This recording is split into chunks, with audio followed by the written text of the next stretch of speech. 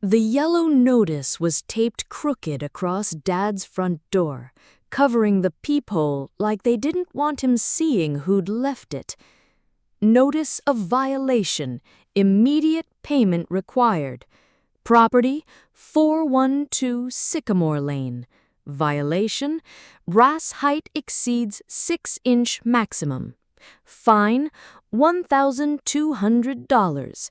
Payment due within 10 days or property lien will be filed. $1,200. I read it 3 times, sure I was missing a decimal point. Excuse me, are you authorized to be on this property? I turned to find a woman in a pressed navy pantsuit standing on Dad's walkway, clipboard clutched against her chest. 2 others flanked her, a younger man on his phone and an older woman who wouldn't meet my eyes.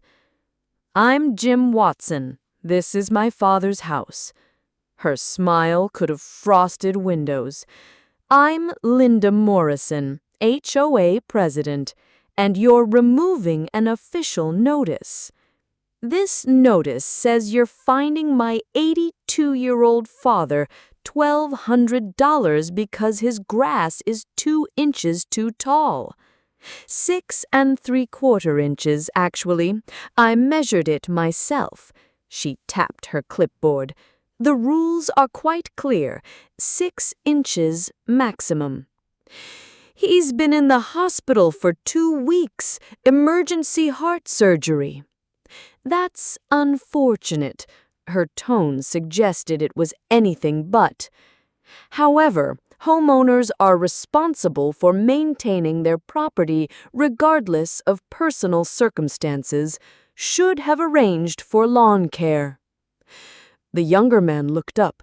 Mom, the Miller house just listed. Not now, Kevin. Linda's smile never wavered. Payment is due in 10 days, Mr. Watson, or we'll be forced to place a lien on the property. A lien for grass?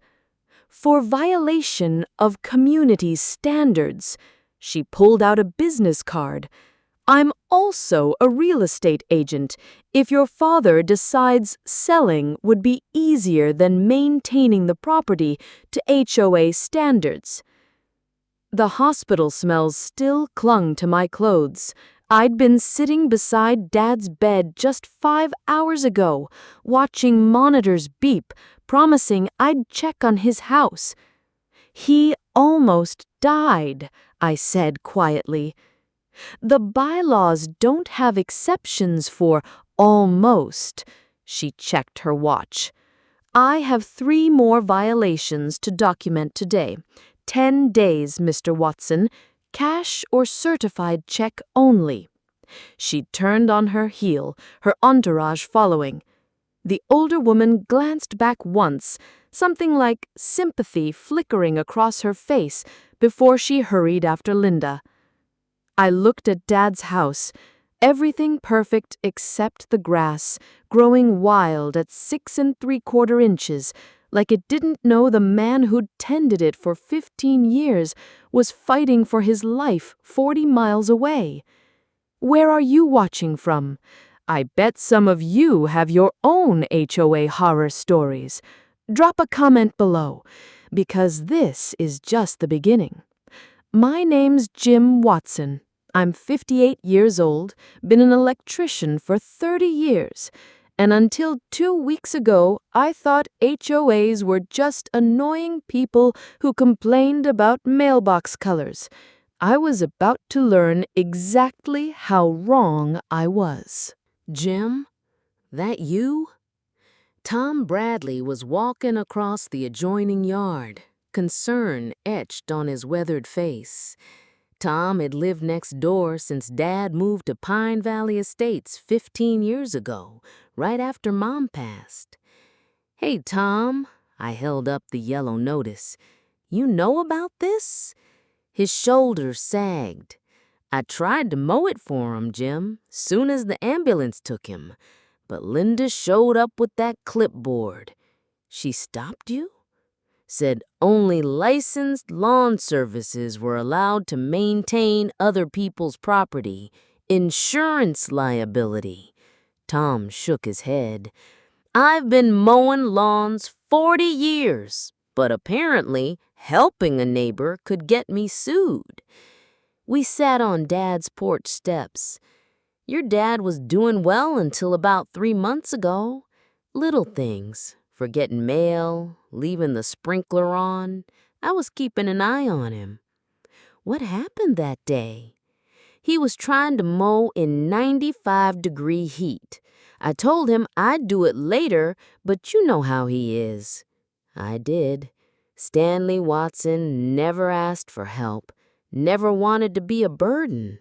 At 82, he still maintained the yard Mom had loved. He collapsed by the maple tree. If I hadn't been watching, he didn't finish. I looked around the neighborhood. Pine Valley Estates wasn't fancy, just a quiet suburb outside Oakwood, Kansas. Ranch houses from the 80s, mature trees, kids on bikes, the kind of place where people knew their neighbors. After Mom died, I wanted him to move to Wichita, but he said this was where he felt closest to her. He's been the best neighbor. Remember the ice storm? He cleared everybody's driveways with his chainsaw. Wouldn't take a dime. A white sedan crawled by. Pine Valley Security on the door. The driver stared at us. That's new, I said. Started 6 months ago. Linda's brother-in-law owns the company. They patrol for violations 3 times daily. Tom stood. Be careful, Jim. Linda's got the board in her pocket. She's driven out 3 families this year. After he left, I walked through Dad's house. Everything as he'd left it. Coffee cup in the sink, glasses on the table, crossword half finished. Mom's picture on the mantel, surrounded by family photos. I found his HOA papers in the desk, organized in labeled folders like Mom taught him. The original bylaws from 2008, meeting minutes, notices. For 13 years, the HOA had been reasonable. Small assessments, basic maintenance. Then Linda Morrison became president 3 years ago. New rules, higher fines, security patrols. My phone buzzed. My sister in Colorado. How's Dad and house? I looked at the overgrown grass, then at the $1,200 notice. How could I explain that while our father fought for his life, someone was measuring his grass with a ruler? The next morning, I was measuring Dad's grass with his old yardstick when Linda Morrison appeared. This time, she brought reinforcements, the same 2 from yesterday, plus a burly man in a security uniform.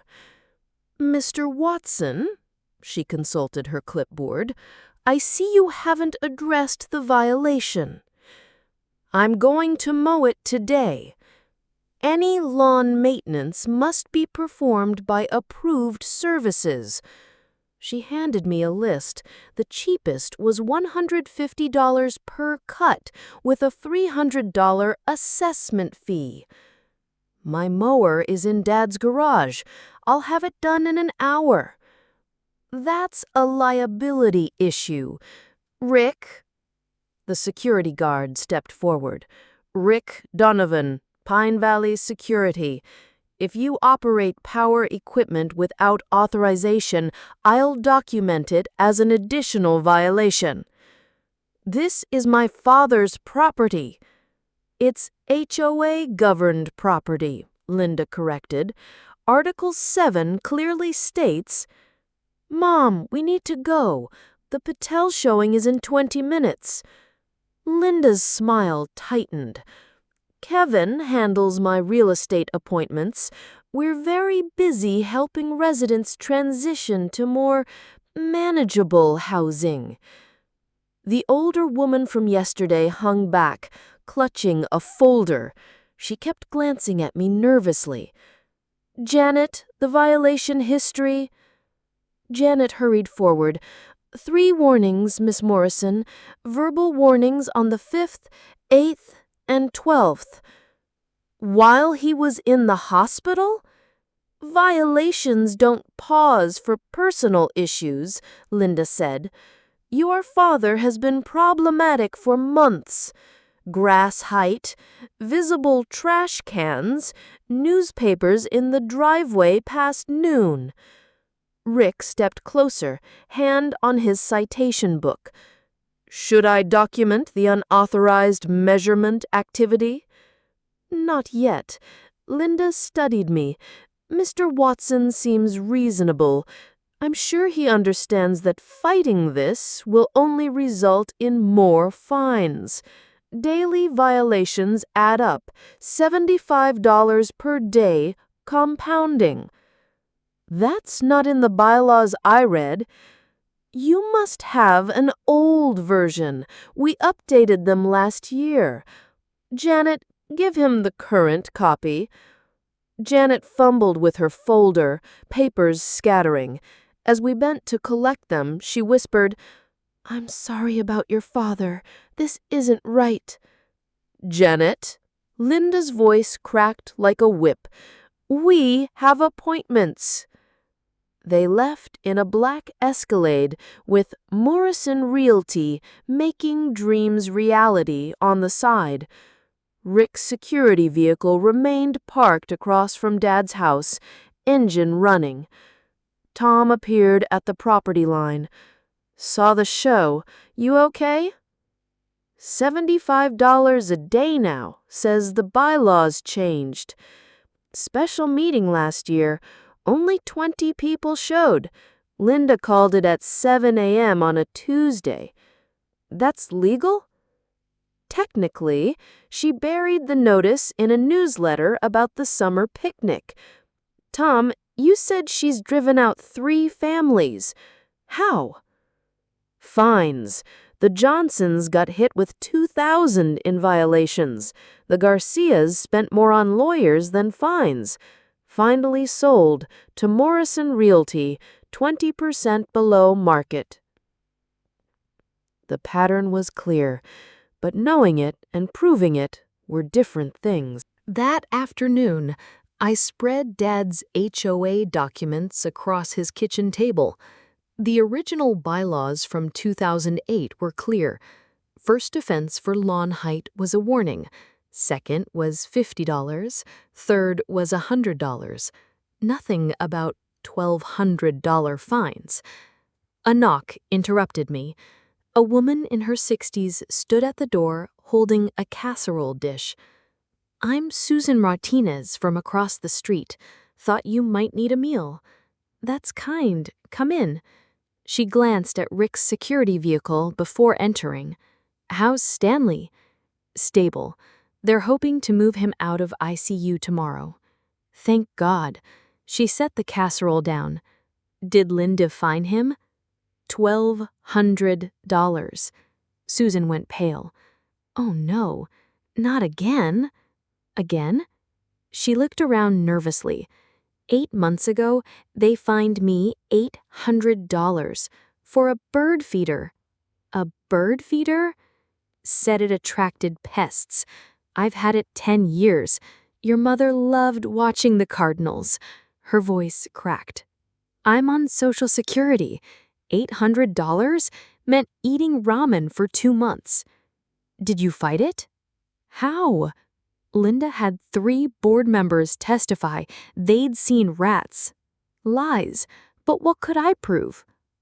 Tom mentioned the Garcias, fined $600 because their kids drew hopscotch squares with chalk, called it property defacement. When Miguel protested, she added more fines. Trash can visible, 75. Basketball hoop, wrong shade, 200. Mexican flag in window, 300. She targeted them. Susan nodded. The Washingtons, too. Only black family here. fined for parking their plumbing van in their own driveway. Commercial vehicle. Why isn't anyone standing up to her? Fear. Rick photographs everything. Linda finds violations. She stood. I should go, but talk to Betty Chen. She kept copies before Linda forced her off the board. An hour later, I met Betty at a coffee shop on Maple, away from the neighborhood. Look at these. She slid a folder across. Board meetings from my last year. I studied the financials. Security fees? $30,000 a year? For 3 daily drive-thrus. My nephew quoted $8,000 for the same service. The extra $22,000? Check the contract signature. Linda Morrison. Below it, handwritten, commission structure approved, 40% to referring party. She's getting kickbacks? Can't prove it definitively. Rick started his company right after Linda became president. No other clients. Betty pointed to another page. Special assessment vote.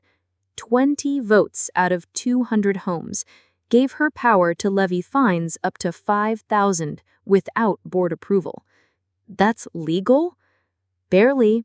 Meeting held at 7 a.m. with minimal notice. Betty gathered her papers.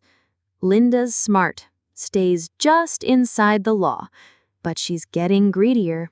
Fines used to be hundreds, now thousands. What should I do? Your father's a good man. Don't let them steal his home. I returned to find a new notice on Dad's door. Day 1. Additional fine, $75. Total due, $1,275. My phone rang. The hospital. Mr. Watson, your father's asking for you. He's quite agitated about his house.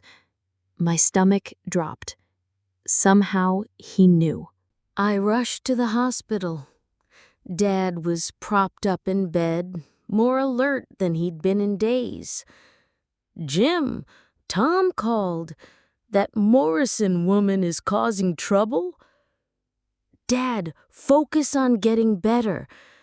$1,200 for grass? His heart monitor beeped faster. A nurse looked in. Mr. Watson, stay calm. After she left, Dad gripped my hand. Your mother would have fought this, but I'm tired, son. Just pay it. His surrender broke something in me. Back home, I found Tom in his garage. Tell me who else Linda's targeted. He led me to Marcus Reed's house. Marcus answered in an Army veteran cap.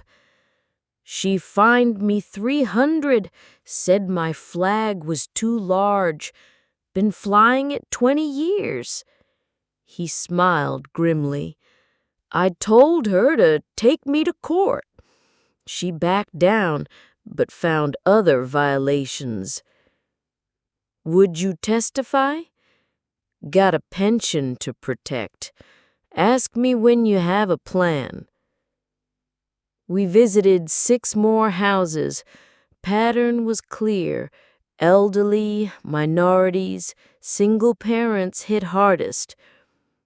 At Janet's house, the HOA board member looked terrified. I can't talk to you. You said this wasn't right. She stepped outside. The fines don't match the deposits. When I asked questions, Rick started parking outside during my night shifts. You work nights? Single mom, can't lose this house. She showed me her phone. Got this last week. Violation notice, dandelions, fine $500. Every yard has them, only I got fined. Back at Dad's, neighbors had gathered on Tom's lawn. We're fed up, said Carl Phillips. But last time someone challenged Linda, Rick escorted them out. When's the annual meeting? 3 days, Tom said. Board positions get voted on. Can we nominate new candidates? Betty joined us. Linda has 40 proxy votes from rentals, locked before anyone walks in. Rick's security vehicle drove by. The group scattered. See, Tom said, that's how she wins. That night, I called my sister. I might need to stay longer. Is this about more than the fine? She's terrorizing the whole neighborhood. Just pay it and get Dad safe. And let her drive him from Mom's house? I looked outside, porch lights going off early, people hiding.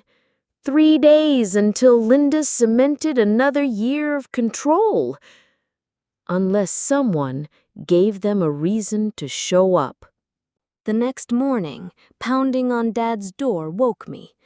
Rick Donovan stood there with Linda. "We need to discuss your father's accumulating fines." Linda held up her tablet. "We're now at $1,425.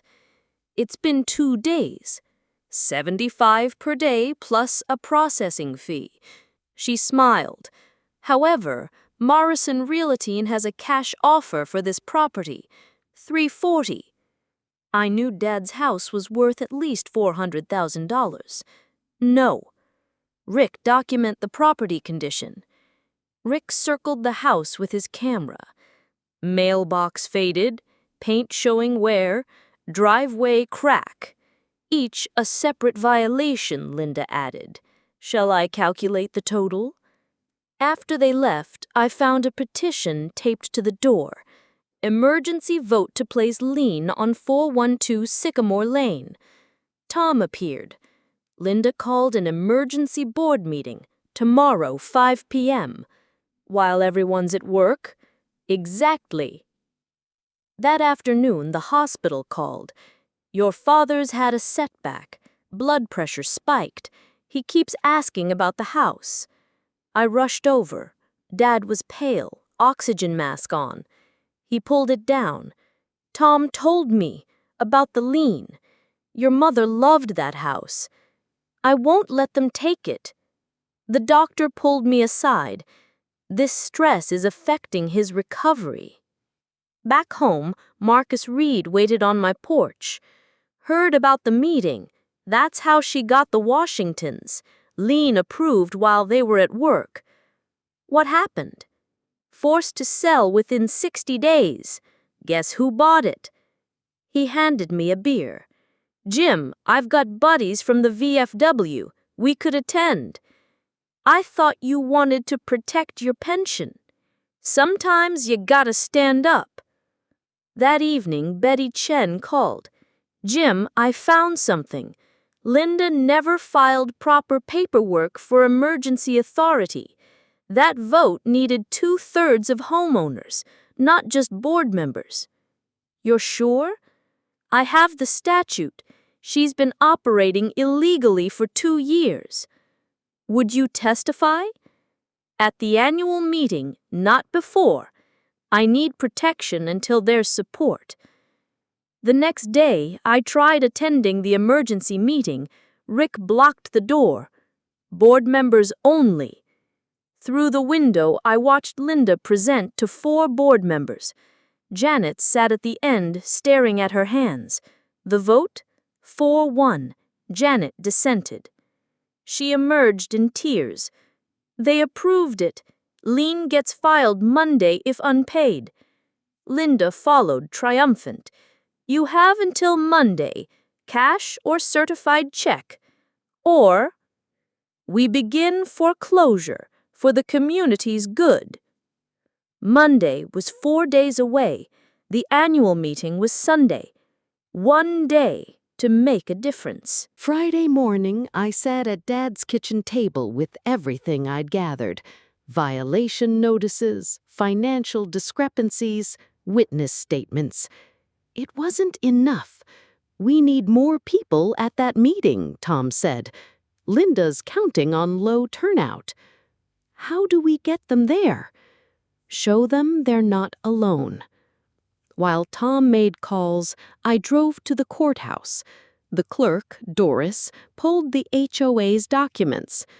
"State law's clear," she said. "Emergency powers require 2/3 of homeowners present, not just board votes. This shows only board members voted." "So every emergency fine for 2 years would be invalid if challenged." She leaned closer. "The county's had complaints. You're not the first." Back home, Marcus had assembled 6 veterans in Dad's living room. "We'll be at that meeting." "I can't ask." "You're not. We're volunteering." An older Marine spoke up. "Linda fined me for flying a POW flag, said it wasn't approved." Betty arrived with documents. "Got 12 neighbors to share their fines. Look at this pattern." Every elderly resident had multiple fines. Minorities hit with violations their white neighbors didn't get. Single mothers, disabled residents, anyone vulnerable. "Found this too." Betty handed me an email. "Linda forgot to blind copy." I read, "Phase 1 nearly complete. 7 properties acquired below market. Anticipate 12 more by year-end through strategic enforcement." "Strategic enforcement," Marcus growled. Janet knocked, looking nervous. "Can't stay long." She handed me a flash drive. Board meeting recordings. "Janet." My daughter asked why I was crying. I couldn't tell her it's because I'm too afraid to do what's right. We played March's recording. Linda's voice. "Older residents won't last. Once we flip 10 more properties, we can propose the development deal. Rick's investors are ready." "What investors?" "The Assisted Living Corporation. They need 30% of the neighborhood." My blood ran cold.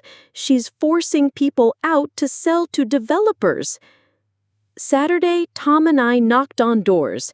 Some wouldn't answer. Others listened but promised nothing. "I'll be there," said Mrs. Kim. "Linda fined us for my husband's service banner." By evening, we had 40 confirmations, maybe 50. "Not enough," I said. "She has 40 proxy votes. We need something dramatic." I looked at Dad's house, Mom's roses blooming. "Tom, how many remember my mother?" "Most original homeowners. She organized everything." "Why?" "Because Linda's not just threatening houses, she's threatening memories." Sunday morning, I placed Mom's picture at the community center entrance with a sign. "Dorothy Watson believed neighbors helped neighbors. What do you believe?" By 1:45, the parking lot was filling. Linda arrived at 1:55, saw the crowd, and her smile faltered. The trap was set. The community center hadn't seen this many people in years. I counted at least 80 residents. Linda sat at the board table, her confidence cracking. "Let's call this meeting to order," she said sharply. "First, I'll need to verify." "I move to suspend normal procedures," Betty stood, "given the unusual turnout." "You're not a board member." "But I am a homeowner. Article 12 says any homeowner can make procedural motions." Linda's jaw tightened. "Second?" "Second," called Marcus and 5 others. "Motion carries," Janet said from her board seat, avoiding Linda's glare. "Fine. The president's report." "I'd like to address the lien on my father's property," I interrupted, standing. "That's not on the agenda. Emergency actions should be discussed at annual meetings. Page 12 of the bylaws." Rick stepped forward. "Sir, sit down." "He has the floor," Tom called. Unless you're escorting all of us out? Linda nodded tightly. Proceed, briefly. I walked to the front. My father was fined $1,200 while having heart surgery. Now there's a lien. He violated community standards. Did he? I held up photos. 12 houses on Sycamore have grass over 6 inches. Only one fined. Guess which? Murmurs rippled through the crowd. Here's Maple Street. 8 violations. Only Mrs. Martinez in the Washingtons fined. See a pattern? This is inflammatory. This is documented. I passed out Betty's analysis. Elderly residents fined 300% more. Minorities fined for violations white neighbors weren't. Janet started the recording. Linda's voice filled the room. Older residents won't last. Strategic enforcement. 30% for development. The crowd erupted. That's out of context. What context makes strategic enforcement against elderly acceptable? Betty asked. We're improving property values. By forcing out residents? Mrs. Kim stood. My husband's overseas while you fine me for his service banner? Rules are your rules, Marcus boomed, made without proper votes. Emergency powers need 2/3 of homeowners, not just bored cronies. Rick, remove him. Rick hesitated. 6 veterans stood as one. Think carefully, son, the Marine said quietly. This is ridiculous. Linda's composure cracked. You have no idea what it takes for kickbacks, I interrupted. 40% of security contracts to referring parties. That's you. Lies. Then let's audit the books. All in favor. Hands everywhere. You can't. Actually, we can, Betty smiled. Annual meeting, majority vote. It's in your beloved bylaws. Linda's face went red. You'll destroy this neighborhood. Property values will tank. Your rules don't matter, I said. But laws do. Fair Housing Act, state statutes, fraud. Fraud? 7 houses sold below market to Morrison Realty after excessive fines. Pattern much? Kevin stood. Mom, maybe. Shut up, Kevin. She faced the crowd. Fine. Run this place into the ground. Deal with lazy homeowners who can't even cut grass. Like Stanley Watson? Susan stood, trembling. Who helped everyone here for 30 years? I want new elections, someone called. The vote was overwhelming. Linda grabbed her papers. I'll sue every one of you. Linda, Janet stood. I resign, and I'll provide all records to investigators. Linda stared at the angry faces. You regret this. She stalked out. Kevin paused at the door. I'm sorry. I tried to tell her. Silence. Then Carl stood. I nominate Tom Bradley for president. Unanimous. Monday morning, I sat with Tom and Betty sorting through Linda's mess. First order, Tom signed papers. All recent liens void, pending review. My phone rang. Mr. Watson, County Prosecutor Chen, we need to discuss fraud charges. Bring your documentation. At his office, Chen reviewed everything. Clear pattern. We'll need residents to testify. They will. Back home, neighbors had gathered in Dad's yard, Marcus mowing, Susan planting flowers. Community Service Day, Tom explained, starting here. Janet approached. I should have stood up sooner. You did when it counted. 2 weeks later, Linda was arrested. Charges, fraud, embezzlement, fair housing violations. The investigation revealed $200,000 skimmed through fake fines. At sentencing, the judge was harsh. You weaponized community governance against the vulnerable. 18 months incarceration, full restitution, lifetime HOA ban. Linda's lawyer argued for leniency. Rules are rules, the judge replied. Dad came home after 8 weeks to a Welcome Home Stanley banner. His lawn, perfect. We take turns now, Tom explained. Real community service. At the next HOA meeting, attendance stayed high.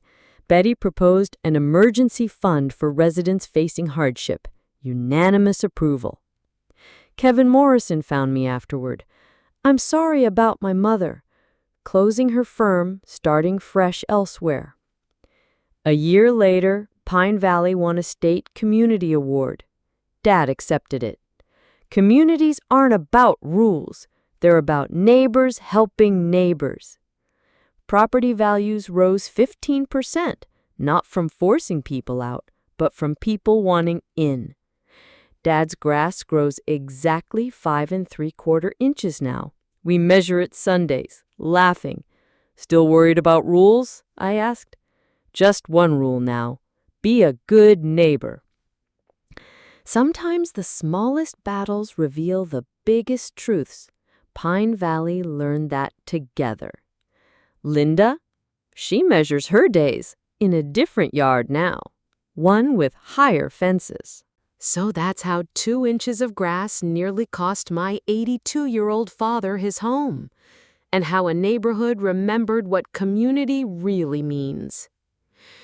Sometimes the tallest grass reveals the smallest hearts. Linda Morrison thought she could measure integrity with a ruler and price dignity in dollars. She was wrong. If you're dealing with an HOA that's forgotten its purpose, here's what I learned. Check your bylaws. Really check them. The original ones, not just what the board claims. State laws override HOA rules, always. Document everything, every conversation, every notice, every incident. And remember, bullies count on silence and isolation. The moment our neighborhood started talking to each other, Linda's power evaporated. Your HOA board works for you, not the other way around. If they've forgotten that, remind them, peacefully, legally, but firmly. Dad still lives in Mom's dream house. At 83, he's teaching Tom chess and spoiling the new neighbor's grandkids. His grass? Exactly 5.5 inches, because some habits die hard. Janet runs transparent board meetings now. Marcus volunteers for security walks. No contracts, no kickbacks. Just neighbors looking out for neighbors. Even Kevin Morrison sent a card last Christmas, thanking us for stopping his mother before she destroyed more lives. Pine Valley Estates isn't perfect. We still argue about basketball hoops and paint colors sometimes. But we argue face to face, as neighbors, not through fine notices and fear. Has your HOA tried to fine you during an emergency?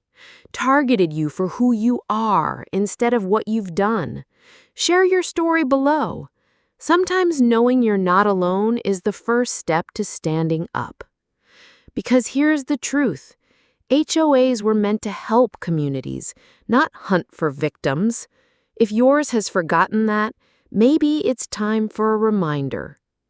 After all, it only takes one person to start asking questions, one neighbor to stand up, one community to say enough. Even if that person is just someone's son worried about grass. Where are you watching from? Drop a comment. Let's talk about what real community looks like. And yes, I still measure Dad's grass every Sunday. Old habits die hard.